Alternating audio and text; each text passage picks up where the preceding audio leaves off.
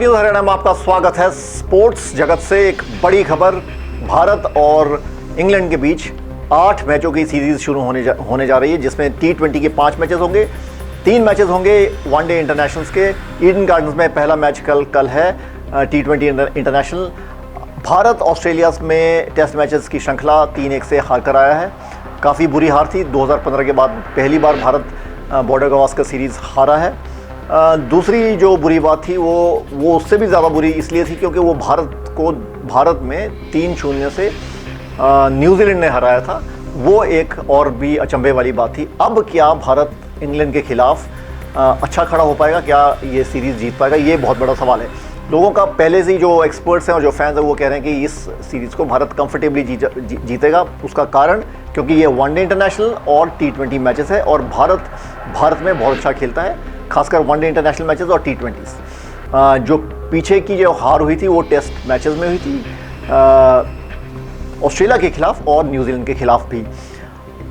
एक और बात वो ये कि ये जो T20 और वनडे इंटरनेशनल मैचेस हैं, T20 से रोहित शर्मा संन्यास ले चुके हैं, विराट कोहली और जडेजा भी संन्यास ले चुके हैं, मगर ODI के परफॉर्मेंस के बेसिस पे रोहित शर्मा और विराट कोहली को उनकी सिलेक्शन टेस्ट मैचेस में नहीं होनी चाहिए। ये भी एक्सपर्ट्स का और फैंस का मानना है कि यहाँ अगर आप ODI में 3 सैकड़े मारते हैं या अच्छा रन बनाते हैं रोहित शर्मा, उसके बेसिस पे उनकी टेस्ट मैचेस में सिलेक्शन नहीं होनी चाहिए। क्योंकि टेस्ट मैचेस में सेना कंट्रीज़ में, जैसे हम पहले भी कहते आए हैं, रोहित शर्मा का बहुत बुरा परफॉर्मेंस है, खासकर सेना कंट्रीज़ में। उनकी एवरेज पिछले तकरीबन 10 मैचेस में 15 है और ओवरऑल एवरेज 30 और 31 के बीच वो हवर कर रही है। तो टेस्ट मैचेस में उनकी जो सिलेक्शन है टेस्ट मैचेस के बेसिस पे के एवरेज के बेसिस पे होनी चाहिए, ये मानना है। विराट कोहली के पास अभी भी समय है क्योंकि उन्होंने 1 सैकड़ा मारा ऑस्ट्रेलिया में पर्थ में, 36 रन पर दूसरे एडिलेड में खेले थे जब जायसवाल खेले थे 82 रन पर और रन आउट हो गए।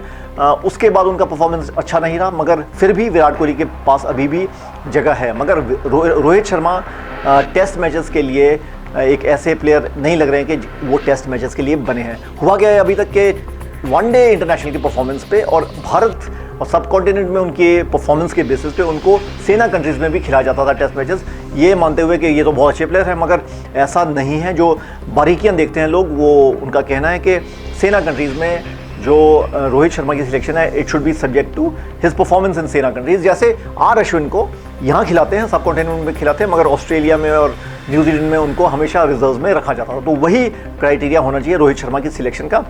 मगर इस वक्त की बड़ी खबर, T20 के 5 मैचेस और टेस्ट मैचेस के 3 ODI के 3 मैचेस भारत में हो रहे हैं इंग्लैंड के खिलाफ। देखते हैं इंडिया की कैसी परफॉर्मेंस रहेगी, मगर बॉटम लाइन इसके बेसिस पे टेस्ट मैचेस में सिलेक्शन नहीं होनी चाहिए। धन्यवाद। न्यूज़ हरियाणा में आपका स्वागत है। स्पोर्ट्स जगत से एक बड़ी खबर। भारत और इंग्लैंड के बीच 8 मैचों की सीरीज शुरू होने जा रही है, जिसमें T20 के 5 मैचेस होंगे, 3 मैचेस होंगे वनडे इंटरनेशनल्स के। ईडन गार्डन्स में पहला मैच कल है T20 इंटरनेशनल। भारत ऑस्ट्रेलिया में टेस्ट मैचेस की श्रृंखला 3-1 से हार कर आया है। काफ़ी बुरी हार थी। 2015 के बाद पहली बार भारत बॉर्डर गवास्कर सीरीज़ हारा है। दूसरी जो बुरी बात थी वो उससे भी ज़्यादा बुरी इसलिए थी क्योंकि वो भारत में 3-0 से न्यूजीलैंड ने हराया था।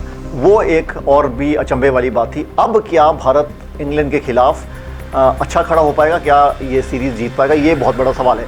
लोगों का पहले से जो एक्सपर्ट्स हैं और जो फैंस हैं वो कह रहे हैं कि इस सीरीज़ को भारत कंफर्टेबली जीतेगा। उसका कारण क्योंकि ये वनडे इंटरनेशनल और T20 मैचेस है और भारत में बहुत अच्छा खेलता है, खासकर वनडे इंटरनेशनल मैचेस और T20s। जो पीछे की जो हार हुई थी वो टेस्ट मैचेस में हुई थी, ऑस्ट्रेलिया के खिलाफ और न्यूजीलैंड के खिलाफ भी। एक और बात वो ये कि ये जो T20 और वनडे इंटरनेशनल मैचेस हैं, T20 से रोहित शर्मा संन्यास ले चुके हैं, विराट कोहली और जडेजा भी संन्यास ले चुके हैं, मगर ODI के परफॉर्मेंस के बेसिस पे रोहित शर्मा और विराट कोहली को उनकी सिलेक्शन टेस्ट मैचेस में नहीं होनी चाहिए। ये भी एक्सपर्ट्स का और फैंस का मानना है कि यहाँ अगर आप ODI में 3 सैकड़े मारते हैं या अच्छा रन बनाते हैं रोहित शर्मा, उसके बेसिस पे उनकी टेस्ट मैचेस में सिलेक्शन नहीं होनी चाहिए। क्योंकि टेस्ट मैचेस में सेना कंट्रीज़ में, जैसे हम पहले भी कहते आए हैं, रोहित शर्मा का बहुत बुरा परफॉर्मेंस है, खासकर सेना कंट्रीज़ में। उनकी एवरेज पिछले तकरीबन 10 मैचेस में 15 है और ओवरऑल एवरेज 30 और 31 के बीच वो हवर कर रही है। तो टेस्ट मैचेस में उनकी जो सिलेक्शन है टेस्ट मैचेस के बेसिस पे के एवरेज के बेसिस पे होनी चाहिए, ये मानना है। विराट कोहली के पास अभी भी समय है क्योंकि उन्होंने एक सैकड़ा मारा ऑस्ट्रेलिया में पर्थ में, 36 रन पर दूसरे एडिलेड में खेले थे जब जायसवाल खेले थे 82 रन पर और रन आउट हो गए। उसके बाद उनका परफॉर्मेंस अच्छा नहीं रहा, मगर फिर भी विराट कोहली के पास अभी भी जगह है। मगर रोहित शर्मा टेस्ट मैचेस के लिए एक ऐसे प्लेयर नहीं लग रहे हैं कि वो टेस्ट मैचेस के लिए बने हैं। हुआ क्या है अभी तक के वनडे इंटरनेशनल की परफॉर्मेंस पे और भारत और सब कॉन्टिनेंट में उनके परफॉर्मेंस के बेसिस पे उनको सेना कंट्रीज़ में भी खिलाया जाता था टेस्ट मैचेस, ये मानते हुए कि ये तो बहुत अच्छे प्लेयर हैं, मगर ऐसा नहीं है। जो बारीकियां देखते हैं लोग, वो उनका कहना है कि सेना कंट्रीज़ में जो रोहित शर्मा की सिलेक्शन है it should be subject to his performance in SENA countries. जैसे आर अश्विन को यहाँ खिलाते हैं, सब कॉन्टिनेंट में खिलाते हैं, मगर ऑस्ट्रेलिया में और न्यूजीलैंड में उनको हमेशा रिजर्व में रखा जाता था। तो वही क्राइटेरिया होना चाहिए रोहित शर्मा की सिलेक्शन का। मगर इस वक्त की बड़ी खबर, T20 के 5 मैचेस और टेस्ट मैचेस के 3 ODI के 3 मैचेस भारत में हो रहे हैं इंग्लैंड के खिलाफ। देखते हैं इंडिया की कैसी परफॉर्मेंस रहेगी, मगर बॉटम लाइन इसके बेसिस पे टेस्ट मैचेस में सिलेक्शन नहीं होनी चाहिए। धन्यवाद।